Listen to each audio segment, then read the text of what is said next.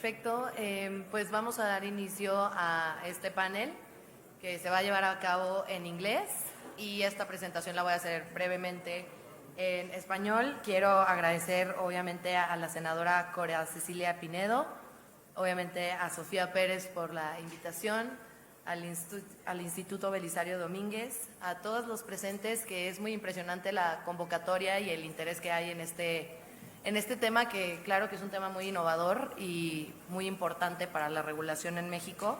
Y por supuesto, un especial agradecimiento a nuestros panelistas que tomaron un avión para venir a informarnos de estos temas. Así que, pues muchísimas gracias. Y pues vamos a comenzar. So first, we have Bridget Robb. She's Nevada judge and Juris Doctor. Welcome, Bridget. Thanks for being here. We also have Kim Surratt. She is a family lawyer, specialist in surrogacy in Nevada. Thank you, Kim. We also have Rachel Kelsey. She is president of the International Academy of Family Lawyers. Thank you for being here, Kelsey. And we also have Vincent Payet, father through surrogacy and doctor of molecular and cellular biology.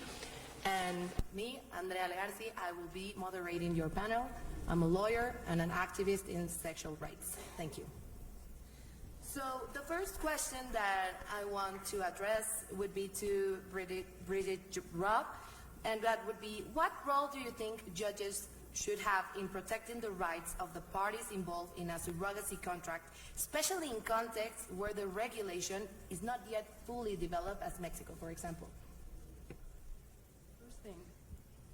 The first thing I'd like to say is thank you very much for having me and how honored I am to be on this important panel here today.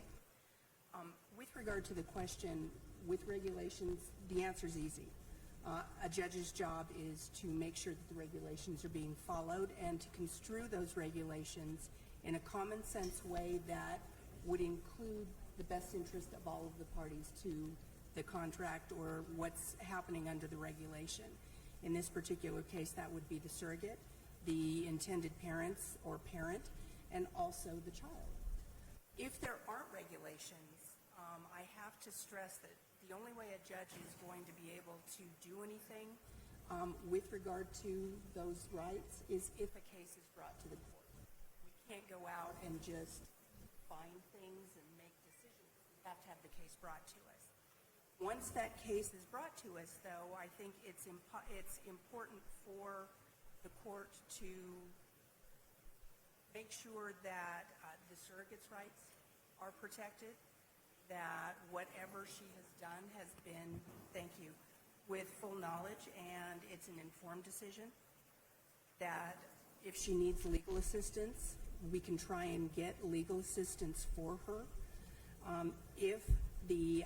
We need to make sure that the surrogate is being appropriately compensated and not be taken advantage of. So we need to make sure that medical costs, income replacement if she has to go on bed rest, that kind of thing, child care with her children if she has to go on bed rest. All of those things need to be taken into account. We need to make sure that the surrogate's rights are protected. On the other end, we need to make sure that the intended parent or parents' rights are protected. We need to make sure that at the end of that pregnancy, that child is theirs and they are the parents of that child. And finally, we need to make sure that that child's rights are protected.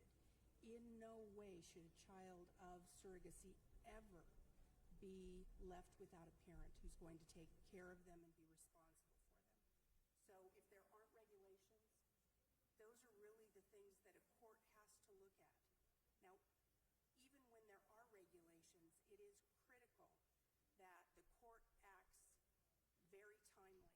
You have to act quickly with regard to these type of matters. I see a lot of women. I'm assuming that many of you are mothers. You know that when you're a mom and you're pregnant, there is a deadline you cannot postpone. The court has to know and be reflective of that deadline. When you have intended parents and they have their child, their parental status has to be confirmed as quickly as possible. They shouldn't have to wait for that for weeks or even months to be able to act as parents, and if they want to leave the jurisdiction, to leave the jurisdiction. So I think those are the important things that And I want to continue with Kim. Kim, could you please share with us what regulatory aspects do you consider crucial when establishing a legal framework for surrogacy in a country where legislation is in its early stages? All right, giant question and 3 minutes to answer it, so you're going to get a whole lot out of me in a really short amount of time. Surrogacy is international. Your Supreme Court decision has already talked about meeting the needs of international intended parents. That means you have a lot of regulations that you need to look at. We put these into 3 different buckets. We look at the mental health aspects, the medical aspects, and the legal aspects. Within the United States, we have a lot that controls our medical aspects, and you need to look at what regulations you may or may not need to control your reproductive endocrinology clinics, your fertility clinics, and standards for that. For us, it's about medical screening of the surrogate. You need to assure that your surrogates are medically screened. If they have been properly medically screened, then we are increasing the odds of a successful surrogacy. On the mental health aspects, we want all parties to be psychologically screened. Why? These are strangers often that are working together, and it is not fair to either party that one has mental health needs and is entering into this agreement. The third level is the legal aspects, and I know that's what you're looking to me for a lot of suggestions on. There are a lot of mechanisms around the world for achieving a successful legal surrogacy. For me, it is about contracts. There must be a requirement for a contract. That contract must be entered into prior to any medical procedures that advance the pregnancy. I say that differently because we do not mean the medical screening. We want her medically screened before we have to force the parties into a contract. Once we know they are appropriately medically screened and that it is a proper match, then a contract is appropriate. If a contract is entered into after cycle medications begin or after the embryo transfer, then you have destroyed what we consider the legal aspect of what makes a surrogacy legal. What makes a surrogacy legal is that the parties had the intent to enter into that contract, had a meeting of the minds, and were conscious of what they were doing. They had the intent to do it.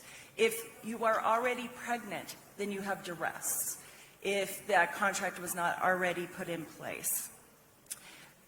The legal aspects we're looking for, so we're looking for a contract prior to medical, attorneys for both sides, that there was representation and fair opportunity for negotiation in entering into that contract. Then we need regulations surrounding parentage and the declaration of that surrogacy as legal. It is critical, and I can't emphasize this enough. Your regulations have to provide the opportunity and ability for a judge to enter a court order. We must have a court order for nearly every country around the world for when those intended parents return home. That court order needs to be clear that if the proper structure was put in place and the proper rules were followed for this to be a proper surrogacy, then the surrogate is not a parent. Never was a parent. The intended parents are the parents of this child, and that court order must dictate that she is a parent and she is not placed on that birth certificate, but that the intended parents are placed on the birth certificate. Without that legal contract, we're in trouble. There are so many more regulations that 3 minutes did not allow me to even get close to, so perhaps we'll have more time in a minute. I tried. Thank you, Kim. Thank you. And I think it's very valuable that we have the perspective of a judge and of a lawyer, because it brings us more closer to what we should start considering here in Mexico from the international perspective. But I would also like to know the academic perspective of the surrogacy regulation in their experience. So, Rachel, could you please share with us what are the best practices that you have seen in your que has experience visto in your en tu country, experiencia en tu país, el Reino regarding the Unido, en regulation relación of con la surrogacy? regulación de la gestación subrogada? Gracias, Andrea. Y Gracias, Andrea. a la senadora Pineda Alonso y al Instituto Belisario Domínguez del Senado de la República por la invitación a estar hoy aquí. Estoy aprendiendo español y estoy en el día 315 de Duolingo. Así que hoy no puedo hablar en español, lo siento. Ahora pasaré a hablar escocés. ¿Qué les parece? Escocés, muchas gracias, muchas gracias.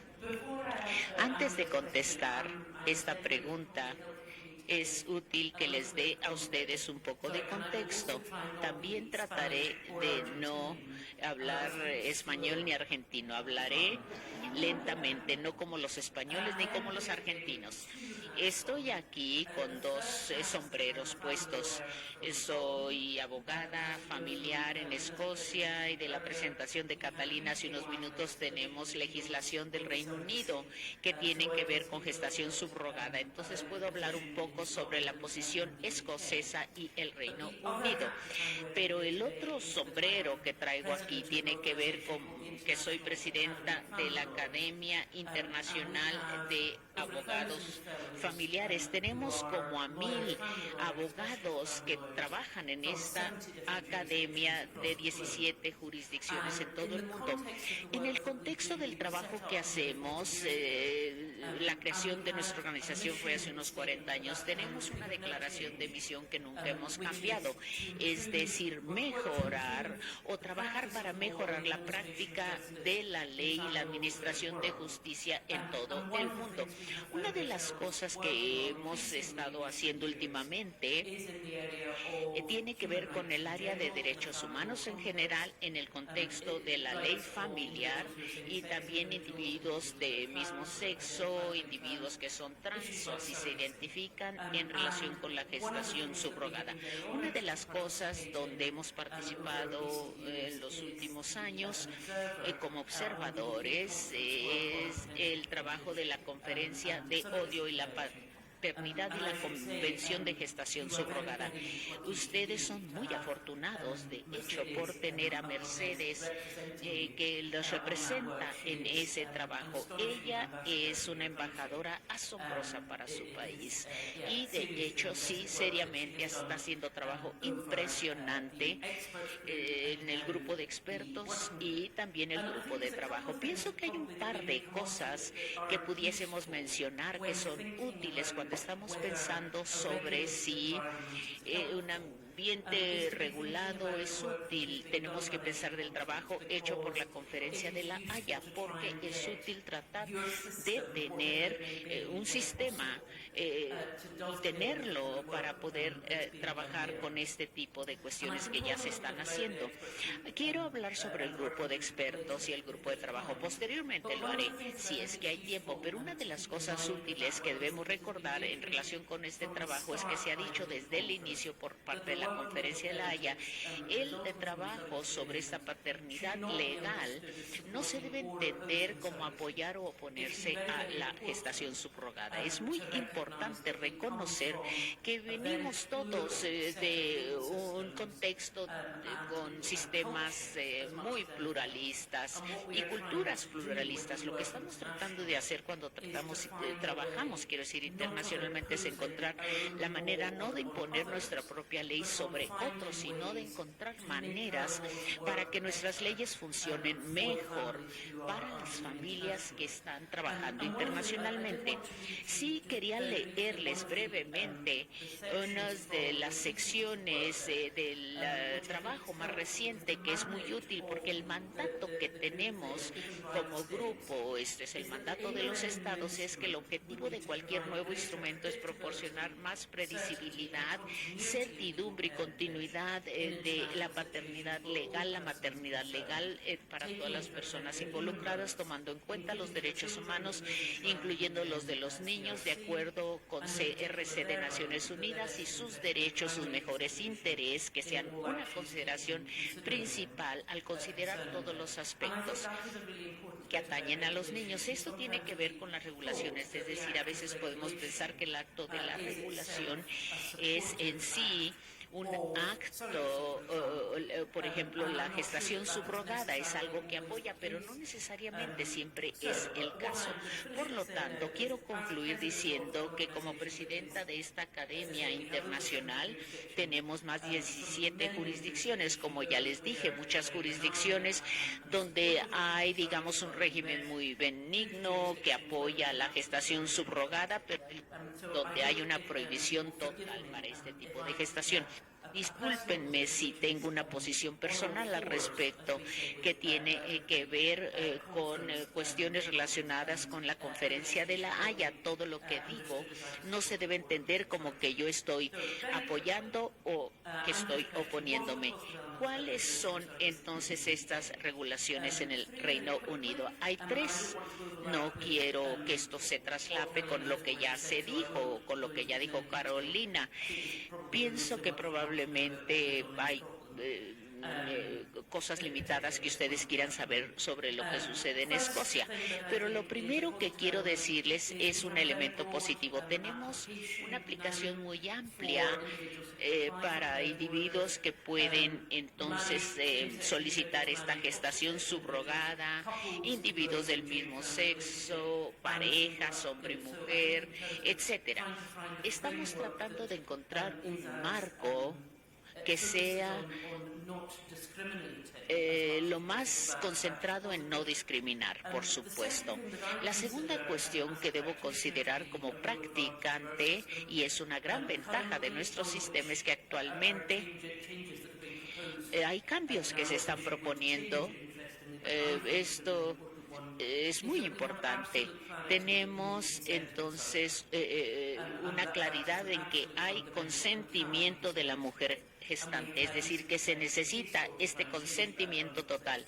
A veces se ha tratado de cambiar esto, pero no ha tenido éxito. El tercer asunto es que la manera en que regulamos da bastante flexibilidad, situaciones difíciles. Recientemente, por ejemplo, tuvimos un caso, se conoce mucho en mi contexto, no estoy violando la confidencialidad del asunto. La esposa de nuestro cliente murió durante el procedimiento y tenemos suficiente flexibilidad para que funcione nuestra legislación y que el juez analice estas circunstancias anticipadas. Esta medida es muy útil. Gracias. Muchas gracias, Rachel. Ahora, un poco de opinión sobre experiencia personal. Vincent, ¿podrías compartir tu experiencia? Los principales obstáculos que tuviste, ¿cómo se pueden evitar en México? Buenas tardes. Hablo de Spanish. Lo haré en español, sería mucho más fácil. Sí, por favor, colóquense su dispositivo para la interpretación. Creo que mis emociones se expresan mucho mejor en español que en inglés. Uso el inglés más por la parte académica, pero para emociones es más fácil. Un poco de historia, no me recuerdo cuánto tiempo tengo, lo voy a hacer un poco corto, 4 minutos, por ahí, 3, ok. Empezamos en 2007, es decir que hoy sí tenemos 2 adolescentes en casa, ¿no? De 15 y 16 años, que me hubiera gustado que estén aquí para también dar parte de sus testimoniales, porque lo hacen mucho. Y creo que es importante escuchar a los niños cuando hablan de lo que es el proceso de surrogacy y cómo pasaron ellos a través de esto.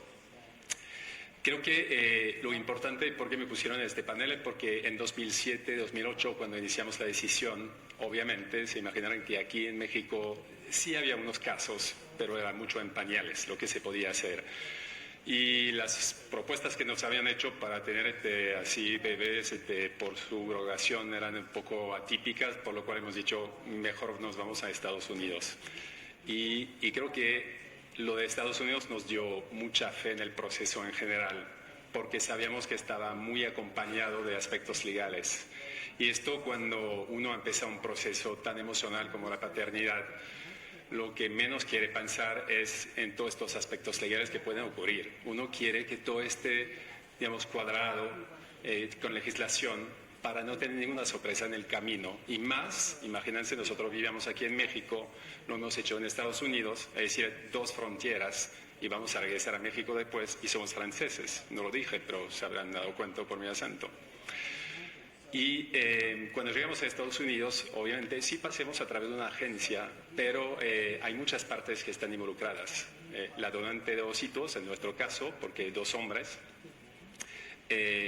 la gestante, que obviamente es otra parte, los médicos, que creo que lo quiero decir porque sí invité a algunos a venir a participar en este evento y no les hemos dado mucho espacio en esta mesa y creo que es algo que nos hizo falta en este foro, en la organización, creo, porque los médicos sí son parte sumamente importantes, lo hemos dicho. De hecho, lo dijo Kim hace poco, es biología, es constitución legal y son padres y personas. Y sí tenemos que tener a todas estas personas en la mesa. Así que creo que lo que Estados Unidos ha hecho muy bien es que nos hace sentir sumamente bien cuando empezamos el trámite. La otra parte que sí es importante es que la justicia toma sus decisiones muy temprano en el proceso. No tenemos que esperar, no tenemos que decirte a ver cuando nace si no hay un problema. No, todo está anticipado. Estamos pasando en el tribunal muy temprano, no siempre personalmente, a veces a través de sus abogados, pero cada contrato está revisado por la justicia, cada contrato está firmado antes, aprobado y nos da como el libre paso para ir a la clínica. Y de la clínica, bueno, sí vienen otros tipos de emociones, ¿no? De saber si esto va a funcionar, pero es otra etapa. La parte legal ya está casi cerrada desde el inicio, por lo menos en la parte que es de Estados Unidos, ¿no? Sé que tengo otro espacio después, así que hablaré un poco más de la otra parte cuando uno regresa al país, pero si puedo dar una recomendación a México, es dar este espacio de que las reglas están establecidas, que los padres, los actores, biología, y lo digo otra vez porque las clínicas son muy involucradas, y hoy no se sienten muy protegidas tampoco porque no hay leyes. Así que creo que es importante involucrarlos y que todo el mundo pueda firmar su contrato desde muy temprano en el proceso para que podamos avanzar de la parte familiar sin tener este estrés, esta emoción de decir puede todavía pasar algo que nos impide la paternidad al final. Esto sería. Muchas gracias.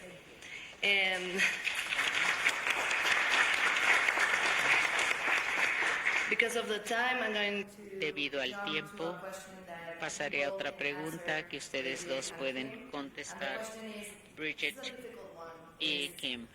what rights does the ¿Qué gestational derechos carrier in tiene Nevada la mujer have gestante over en her Nevada body sobre su during the cuerpo surrogacy process? durante el proceso? Regarding two matters. En First, relación con 2 medical asuntos. treatment. 1, tratamiento Can the médico. gestational carrier ¿Puede decide which treatment- la which mujer treatments to gestante follow decidir during pregnancy, sus or tratamientos are durante el they embarazo imposed? o And se the le second, imponen? matter is, El segundo in asunto relation with tiene abortion. que ver con el aborto. Do the gestational carriers have the Las option mujeres to have an gestantes abortion? tienen la opción And in de what abortar cases y en would qué it be casos allowed? And se le how does this permitiría right balance a with esta this mujer. abortion contract? Sí, ¿y esto viola el contrato de gestación subrogada? Aunque la pregunta se presenta como difícil bajo la ley de Nevada, y hablo bajo el derecho de Nevada, es fácil la respuesta. Bajo la ley del estado de Nevada, la mujer gestante tiene el derecho a controlar su cuerpo, punto. Bajo la ley de Nevada, en relación con la pregunta del aborto, el aborto es permisible hasta 24 semanas. Y la mujer gestante tiene el derecho de ese proceso también. Kim les va a contar a ustedes sobre los detalles, pero desde la perspectiva del tribunal estas cuestiones son bastante sencillas y directas. Tenemos acuerdos gestacionales. Estos contratos entre las partes son la manera en que las partes estipulan las expectativas que tienen de la otra parte. Entonces, los padres intencionales pueden decirle a la mujer gestante: queremos acordar esto, no vas a tomar alcohol, no vas a usar tabaco, no vas a usar ninguna otra sustancia ni medicamento de prescripción. Tiene una contradicción medicación cuando la mujer está embarazada. Tampoco vas a usar otro tipo de prescripción, tampoco te harán radiografías o rayos X, no tendrás cafeína, no tomarás café. Eso puede ser parte del contrato. Pero si el contrato dice, por ejemplo, que la mujer gestante tiene que usar un doctor escogido por los padres intencionales, eso no se puede hacer bajo la ley de Nevada. La mujer gestante tiene el derecho de escoger su doctor en consulta, obviamente con los padres intencionales, pero ella también tiene el derecho de, digamos, cubrir toda necesidad médica que pueda tener, que vaya a preservar su salud. Ahora bien, si el contrato tiene algo que sea ilegal, por ejemplo, se prohíben los abortos, punto. Entonces yo no lo llevaré a la práctica porque va en contra de la ley de Nevada y es lo que rige.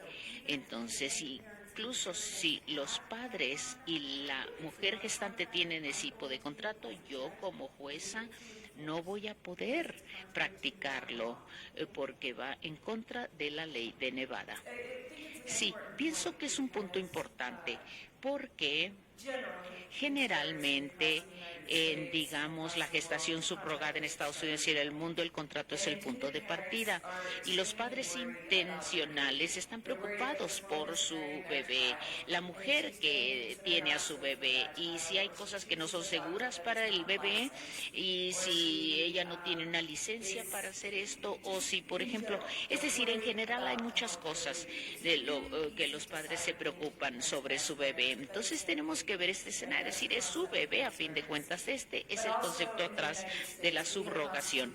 Pero bueno, también tenemos derechos constitucionales en Estados Unidos, autonomía del cuerpo, el derecho a tomar nuestras propias decisiones. ¿Qué sucede cuando nosotros hacemos contratos? Le decimos a los padres, miren, tratamos de tener un criterio de las mentes, es decir, un acuerdo de las mentes que se encuentre en nuestras mentes y nuestros criterios. Negociamos este concepto, negociamos un acuerdo y todos debemos poder vivir con este acuerdo. Para fijar el escenario, esto es una cosa, de eso estamos tratando de hacer. Si sucede esto, estamos tratando de fijar el escenario para que todo el mundo cumpla con lo acordado y que esto los guíe a todos los involucrados. Pero si hay una intrusión sobre sus derechos para tomar la decisión sobre su propio cuerpo, esto no se puede practicar. Queremos que la mujer continúe tomando sus propias decisiones sobre su propio cuerpo, que es importante que tengamos regulaciones que permitan lo que llamamos una orden prenacimiento, es decir, para que el momento que nace ese bebé es el hijo de estos padres intencionales y luego nosotros les damos a ellos esas decisiones médicas y estos padres son los que toman la decisión sobre el bebé que acaba de nacer. Si vemos las regulaciones de Nevada en relación con la subrogación, ¿verdad? Y es un monto muy limitado de regulaciones realmente. Hay una disposición que estipula que el contrato no se considerará como algo que no se puede llevar a la práctica si incluye, por ejemplo, prohibición del uso de sustancias, la prohibición de usar alcohol o estas cosas. Es decir, tenemos apartes en el contrato, están celebrando un contrato, pero cuando llegas al tribunal para que se ponga la práctica y entre en vigor este contrato, podemos encontrar cosas que no son legales bajo la ley de Nevada. Gracias. Pienso que todas las regulaciones deben considerar también la diversidad, cuestiones de diversidad. Me pregunto si pudiesen, por favor, decirnos cómo es que la regulación de Nevada toma en cuenta que el bebé nace con una discapacidad o una enfermedad. ¿Cómo evita que el bebé sea abandonado? Muy bien. Hay un par de cosas que debemos entender sobre la subrogación en Estados Unidos, es decir, mucho es de las cosas que mencionó Vincent. Hay mecanismos que tenemos y lo que hacen las agencias y lo que no hacen en Estados Unidos, quizá esto no se incluya en la regulación. Sé que la pregunta tiene que ver con Nevada, pero todos los estados tienen maneras de enfrentar estas cosas. Una buena agencia y una buena clínica de fertilidad habrá hecho muchísima auscultación médica. Ellos probablemente tengan también una prueba pregenética de los embriones. La probabilidad de que un niño nazca con discapacidad en Estados Unidos son probabilidades muy bajas. No soy doctora, no les puedo dar el porcentaje de probabilidades, pero son niveles extremadamente bajos. Debido a todas las precauciones que emprendemos antes de que se termine este proceso de subrogación y de que se pase a la transferencia del embrión. Esta es una cuestión importante, que recibamos estas órdenes, porque este niño es el niño de aquellos padres intencionales, el momento en que nace el niño. Esto es crítico para asegurarnos que la mujer gestante no esté allí, ¿verdad? Y que se sienta madre.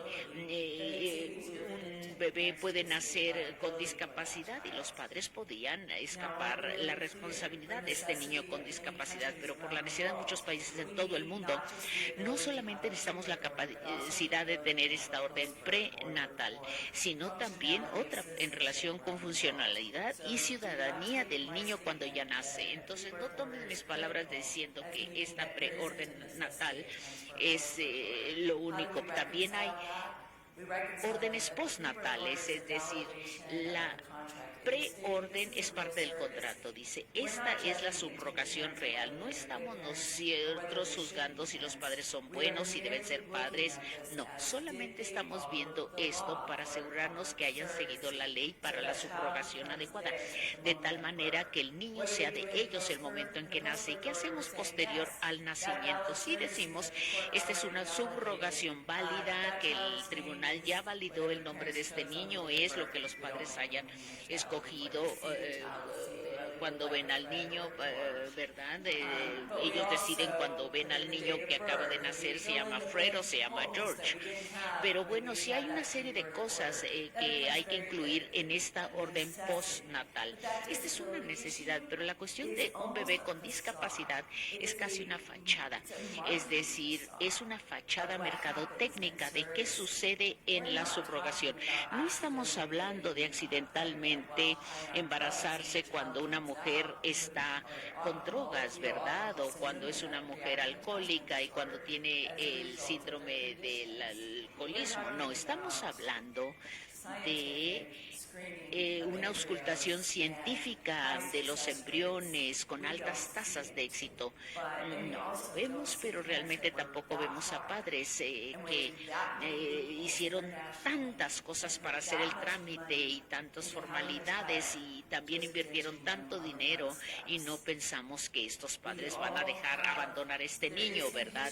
No, hay historia en relación con esto de países que han tenido problemas con todo esto y bueno, pues yo pienso que debo ir directamente al grano. Estamos hablando de Tailandia. Hay muchas personas que hablan del caso y dicen, ese es el problema. No es el problema. Este fue un caso, quiero decir, sensacional, amarillista en los medios y se convirtió en un problema que no era un problema. Gracias a todos, a todas. Rachel, en relación con la diversidad, ¿cuáles son las consideraciones especiales en la legislación de gestación subrogada para proteger los derechos de parejas del mismo sexo? Gracias. Desde la perspectiva escocesa es difícil contestar esto. Desde la perspectiva del Reino Unido, porque realmente no hay un tema para nosotros sobre este tema en el Reino Unido desde abril 2010. es decir, parejas del mismo sexo que están casadas y que tienen una relación familiar. Todas son tratadas equitativamente y también los solteros pueden hacer esto. Y esto es desde enero de 2019, es decir, todo el mundo tiene estos mismos derechos. Pero lo más interesante, me parece, en este caso, es algo que tiene que ver con el contexto internacional, porque sí pienso que ahí hay retos y desafíos para individuos del mismo sexo cuando estamos viendo la subrogación. Ahora bien, estoy consciente, Irma mencionó esta mañana que obviamente siente una importancia muy particular que ella apoye a unas parejas del mismo sexo que quizá no habían recibido el mismo tratamiento. Entonces estoy cierta de que hay prácticas discriminatorias suaves o blandas, entre comillas, por supuesto, pero el contexto internacional, ¿cuál es? Una de las cosas que han salido del trabajo de la Conferencia de La Haya y que vemos como practicantes, pienso que es útil tener en mente estas cosas cuando pensamos de las regulaciones. Algunas jurisdicciones donde el concepto de paternidad para parejas de mismo sexo, este concepto es diferente para estas parejas, pero bueno, tener dos padres, otras jurisdicciones tienen dos madres o dos padres, ¿verdad? Y aunque a un nivel pensamos que todos entendemos y qué significa todo esto, porque como Mercedes dice regularmente, el trabajo en la conferencia, entonces el lenguaje es muy importante, los términos que usamos son sumamente importantes. Ciertamente aquí hay un asunto en relación con el lenguaje que usamos y también vemos esto como algo que surge a nivel práctico, es decir, el trabajo de la Conferencia de La Haya está analizando ahora una convención que establezca regulaciones internacionales o la capacidad también de los niños y estas órdenes que se pueden dar de manera transfronteriza y también tratando de hacer otros ejercicios, por supuesto. Hay un caso muy interesante. Esta decisión proviene de la Corte de Justicia. Irónicamente, se lanzó esto el mismo día en que se hizo la regulación europea, que se llama el caso que ejemplifica, es una niña que nació en España y madres lesbianas casadas, una mujer búlgara y otra ciudadana del Reino Unido que nació en Gibraltar. Lo que sucedió en este caso, quizá esto sea la norma en España, pero el acta de nacimiento de esta bebé dice que tiene dos padres. No distingue entre la madre que le dio vida y la otra madre, solamente dice que hay dos padres, parents en inglés. Entonces, aparte de esto, puesto que los padres tomaron una decisión ante los tribunales búlgaros, no los quiero aburrir con toda esta historia, tomaron una decisión estas dos mujeres y fueron muy valerosas, que ellas tenían la autoridad bajo la ley española a no ser designadas como si fuera una jerarquía de padres o parental, quiero decir, cuál es la madre gestante y cuál es la otra madre. Y a pesar de que no se les había dicho que era el Estado búlgaro el que tenía que emitir esta acta de nacimiento, la Suprema Corte en Bulgaria tuvo que hacer esto y esta niña ahora no tiene país, no tiene la ciudadanía de Bulgaria ni de España tampoco. Los españoles no le han dado la ciudadanía a esta niña. Entonces, esta niña está sin ciudadanía. El lenguaje tiene mucho que ver con esto. Hay muchas cosas que debemos pensar en relación con este tipo de situaciones. Este es un tema que pienso que debemos analizar cuidadosamente nuestras sociedades, donde tenemos que enfrentar asuntos muy serios de cuestiones de género. Por ejemplo, es un reto y tenemos casos en el Reino Unido donde un hombre trans le dio vida a un niño y quería ser reconocido como el padre del niño, que era congruente con su identidad trans, pero no lo ha podido hacer. Se le registró como la madre de este niño, no como el padre, que es lo que quería. Muy bien, pienso que esto tiene que ver con estos derechos individuales y pienso que el lenguaje que usamos desproporcionadamente se aplica y como el caso de España, si esta niña hubiera nacido con una pareja heterosexual nunca hubiese habido este problema, pero puesto que nació de dos mujeres, obviamente fue un problema, como ya se los mencioné. Sí, Vincent, a través de tu trabajo, ¿nos puedes decir qué consejos les das a las personas? Lo que acabamos de decir, ¿no? Hablamos de homoparentalidad. No crean que sea algo tan fácil. Bueno, México, el DF, yo creo que hay una cierta libertad en ciertas áreas sociales que hace pensar que es bastante fácil, pero les recuerdo que las estadísticas de homofobia y de asesinos por homofobia siguen como de 3 al día, más o menos, un poco menos que Brasil, pero bueno, son estadísticas que hablan mucho. Así que ser papás en homoparentalidad no creo que sea fácil para nadie. No digo que es más fácil para una pareja heterosexual que se va por subrogación, porque ellos tendrán que también pasar por el momento de saber seguramente qué van a decir al niño, si le van a contar la historia completa, no le contan. Nosotros, como homoparentales, la verdad que no hay tanto opciones, sí hay que contar la historia y lo más temprano lo mejor, porque así ya tus niños se van creciendo con los fundamentos de su familia real, ¿no? No se inventan un cuento y creo que es esto. Y justamente este grupo de Facebook que se llama Lazos de Amor, Somos Familia, es para dar una oportunidad a las familias diversas, porque no lo quiero solamente limitar a subrogación, sino familias diversas que no siempre se reconocen o encuentran el camino correcto en su vida, de encontrar otras parejas, familias que les puedan acudir. Yo creo que Pablo lo habló mucho en lo que están haciendo en España. Obviamente no estamos a este nivel, aquí es apenas un grupo que estoy haciendo para dar opciones, pero sí escucho muchas parejas antes y después que vienen a hacer preguntas. El antes lo encontrás con los IP, como decimos, un poco más en la parte de las clínicas, ¿no? Los intended parents, que quieren entrar en un proceso de madres gestantes, que tienen muchas preguntas, que la verdad yo creo que una pareja que quiere hacer un bebé no se hacen tanto, ¿no? Ahí sí se hacen muchas preguntas. La pregunta es saber qué tan complicado es el proceso.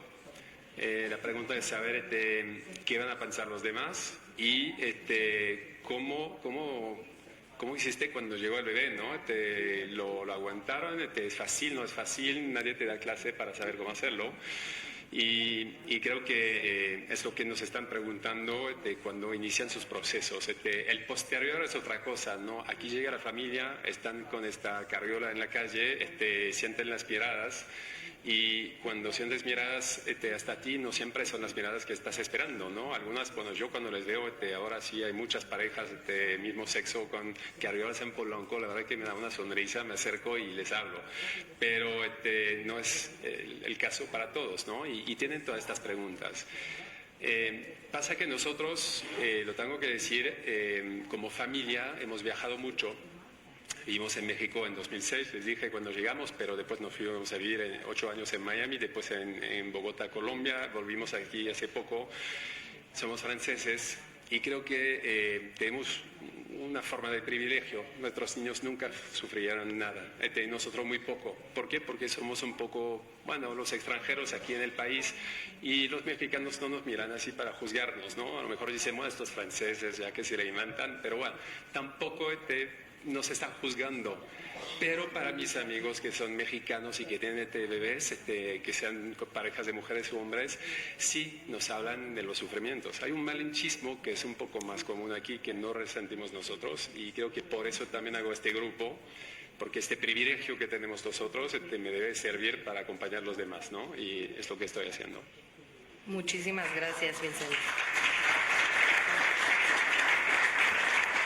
Now, for the last two questions Las últimas dos preguntas del panel y terminaré.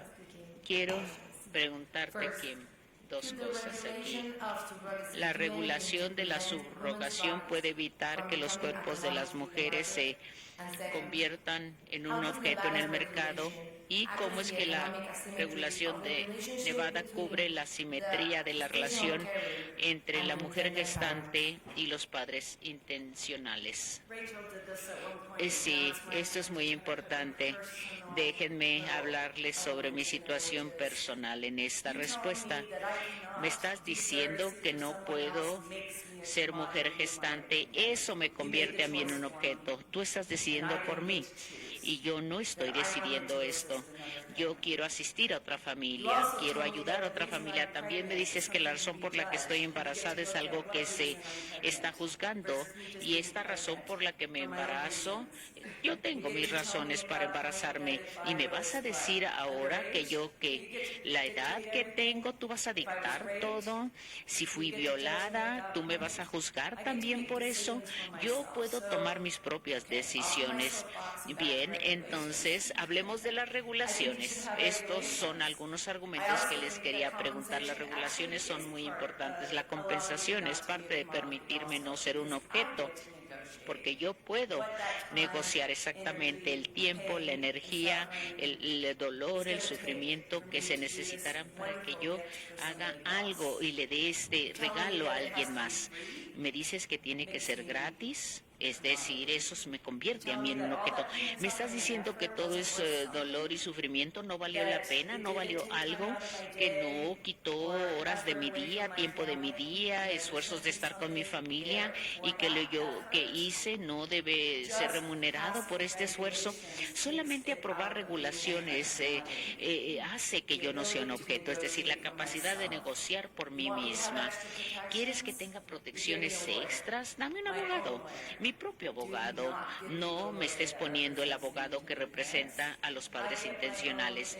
Yo tengo mi propio abogado independiente. Yo lo consigo, y esto no sea una fachada, que esto no sea una negociación falsa, que mi abogado sea quien negocie a nombre mío. Es decir, las agencias sí tienden a fijar normas sobre cuál será la compensación y cómo son estos paquetes compensatorios, pero si me dices que entonces esto es lo que tiene que ser, porque los padres intencionales ya acordaron que esto tiene que ser montos en dólares X, Y, Z, entonces acabo de perder mi capacidad de negociar por mí misma. Yo debo poder decir lo que yo necesito para mi familia. Y sí, claro, sí hay normas razonables, por supuesto, pero nada, es decir, en algún punto quizá sea tan realmente descabellado, tan indignante, que parece trata, como que yo estoy comprando un bebé, ¿verdad?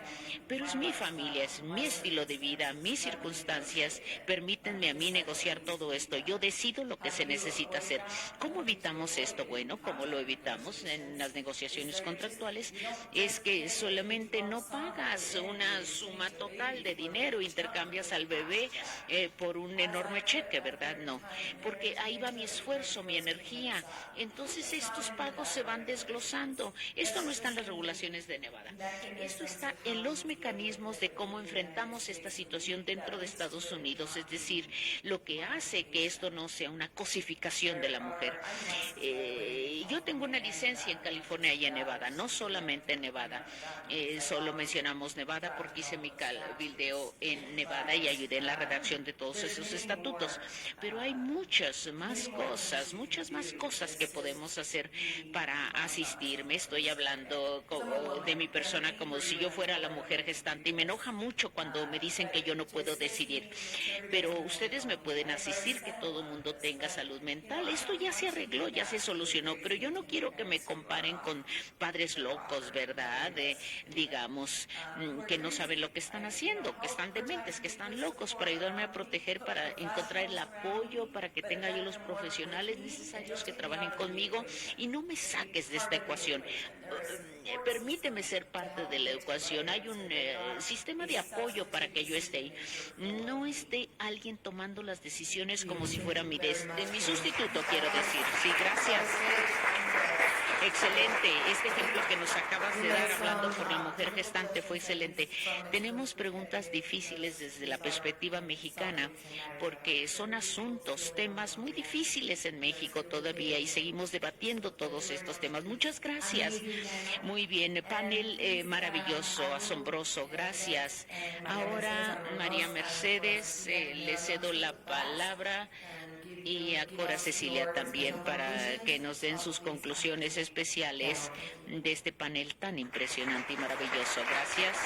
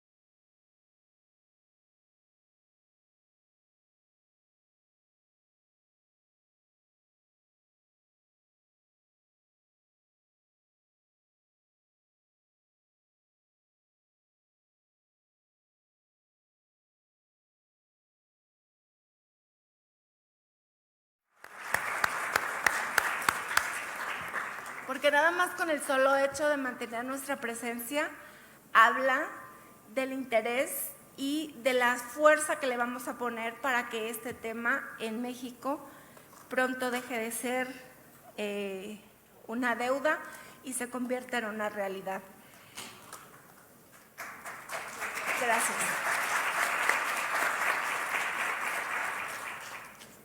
Ustedes podrán estar de acuerdo conmigo en que todas y todos los ponentes han sido espléndidos. Cada uno desde su aportación ha venido a enriquecer y yo quiero reconocer que la iniciativa que su servidora presentó en este Senado de la República se queda pequeña después de escuchar todo este contenido tan importante, tan valioso de nuestros ponentes, que creo que la tarea para el diputado que está aquí presente y que le agradezco que se haya quedado es todavía más grande porque nos vamos a apoyar en él para seguirle dando continuidad. Y que bueno, pues el Instituto Belisario Domínguez, como siempre, ha hecho un extraordinario trabajo. Quiero agradecer a todos sus integrantes, a todos los organizadores del foro, porque bueno, definitivamente ha sido un espléndido foro en donde hemos escuchado no solo la situación de nuestro país, sino hemos logrado tener este comparativo con otros países, visto las visiones distintas.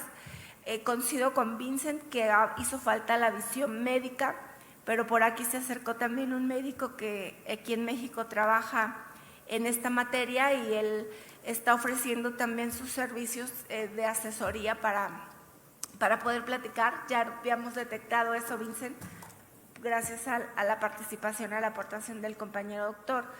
Pero bueno, creo que el camino todavía va a ser largo, va a ser arduo, pero tenemos herramientas importantes. Y bueno, pues detectar a los aliados es fundamental para un legislador y es fundamental también para poder tener un producto terminado que quede integral y que quede complementado con todas las aportaciones que hemos visto esta tarde.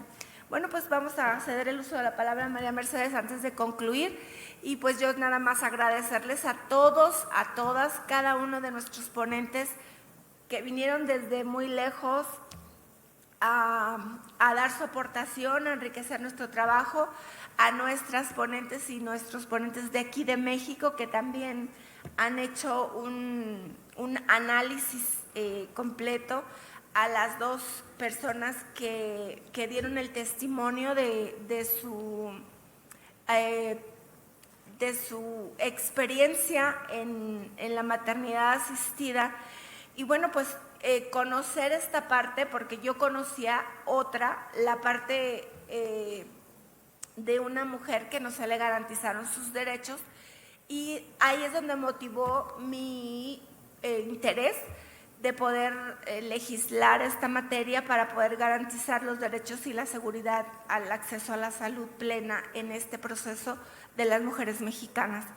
Hagan de cuenta una película de terror, ya no hay tiempo de platicarla, pero se la pueden imaginar, una mujer que llega al día del alumbramiento con una placenta calcificada, que en lugar de un producto tenía 2, que ella rompió fuente a las 5 de la mañana y su ginecóloga que la estuvo asistiendo llegó hasta la 1 de la tarde y no llegó su doctora, mandó a otro. Entonces nos indica que no tuvo un seguimiento de su embarazo, que no fue vigilado todo este proceso y que bueno, finalmente ella en terapia intensiva tenía el riesgo y tuvo la intención, la pareja adoptante, de dejarla abandonada en el hospital privado, pues con la cuenta además de este hospital. Entonces, esa es la historia que yo conocí y que bueno, pues para mí fue realmente gratificante conocer el otro lado de la moneda de estas dos chicas que generosamente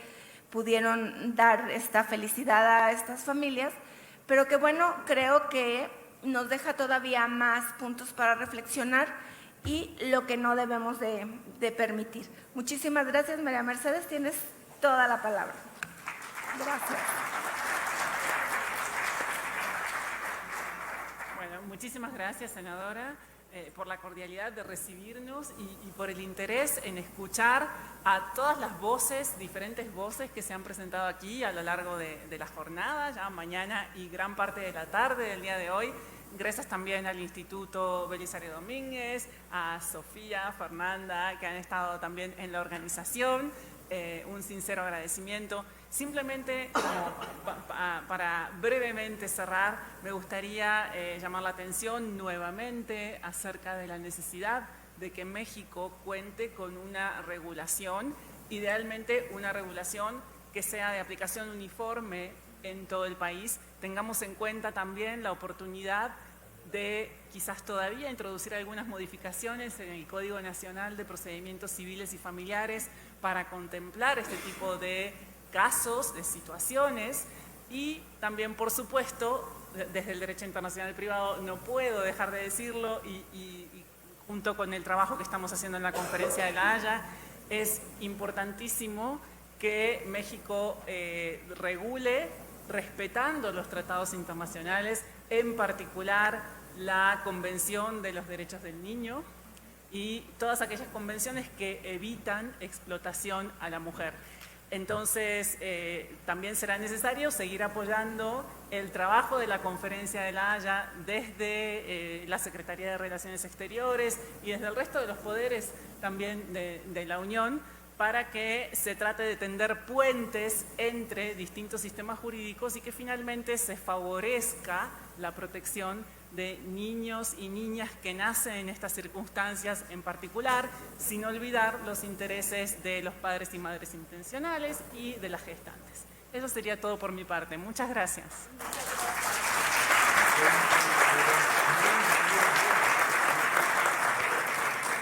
Muchísimas gracias a todas y a todos por su asistencia. Gracias.